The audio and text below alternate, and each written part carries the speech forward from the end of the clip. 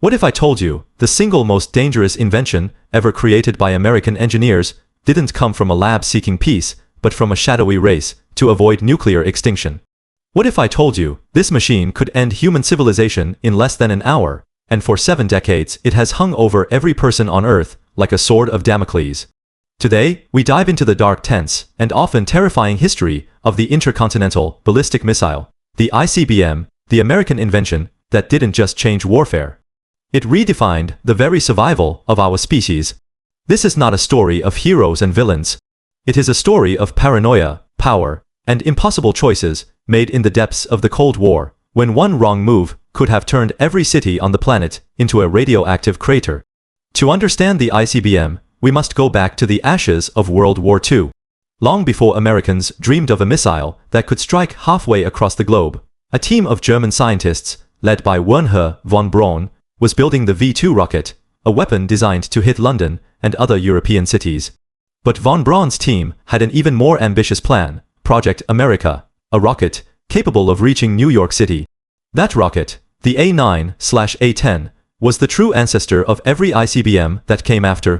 When Nazi Germany collapsed, the United States launched Operation Paperclip, a top-secret mission to bring von Braun and more than 1,000 German rocket scientists to America.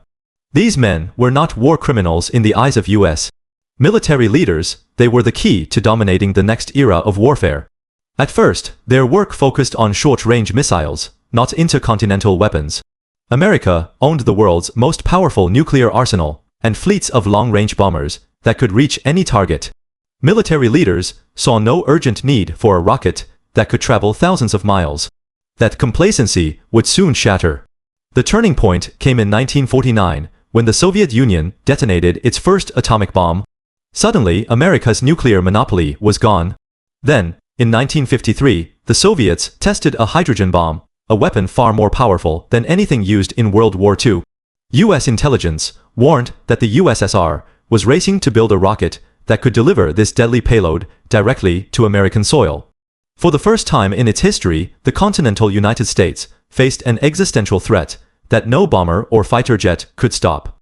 The Rand Corporation issued a chilling warning: if the Soviets beat the US to the ICBM, the results would be catastrophic. America would be vulnerable to a surprise nuclear strike that could wipe out its cities, military bases, and government in a single morning. President Dwight D. Eisenhower could not ignore this threat. In 1954, he gave the ICBM program the highest national priority, a level of urgency reserved only for the most critical defense projects. The race was on. Leading this crash program was General Bernard Schriever, later known as the father of America's missile and space programs. Schriever took command of the Western Development Division, a top-secret unit based in Los Angeles. His mission was simple: build a working ICBM before the Soviets could deploy theirs. The obstacles were almost insurmountable. Early ICBM designs, like the Atlas, relied on liquid fuel that had to be loaded hours before launch. These missiles were slow, fragile, and vulnerable to attack. They required massive support structures, and they could not stay on constant alert. To make matters worse, the first Atlas test in 1975 exploded just 24 seconds after liftoff. The Soviets, meanwhile, were moving faster.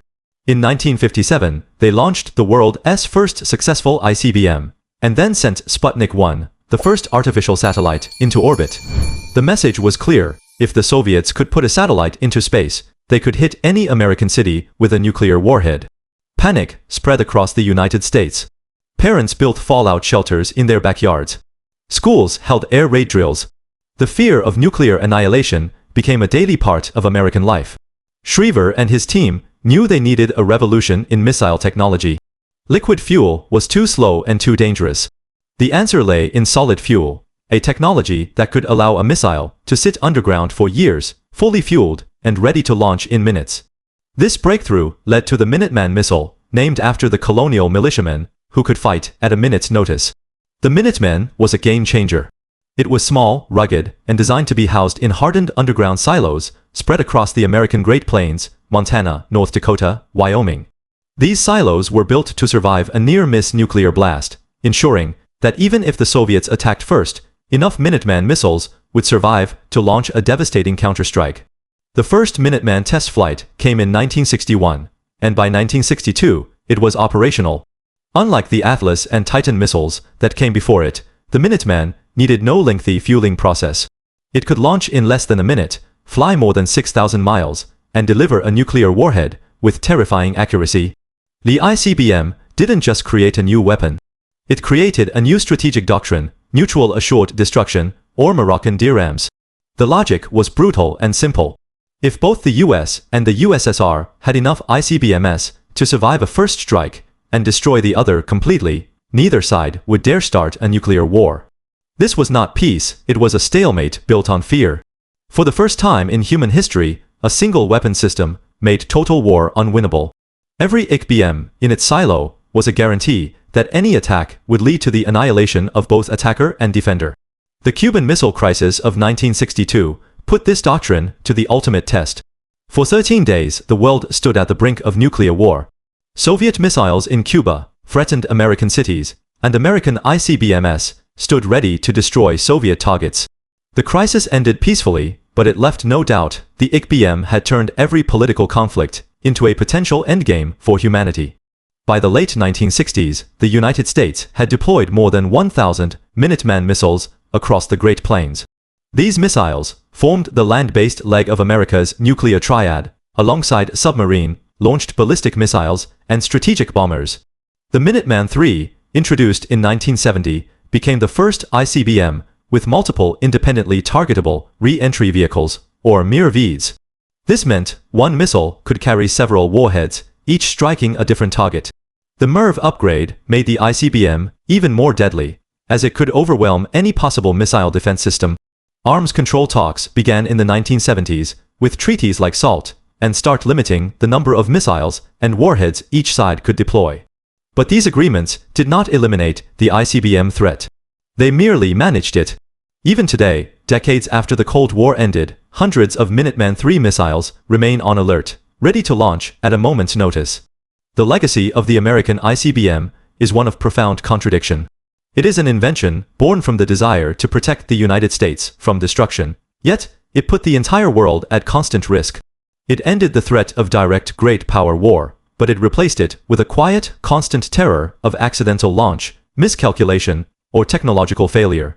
The men who built the ICBM, von Braun, the engineers at Boeing and Convair, believed they were building a deterrent that would keep the peace.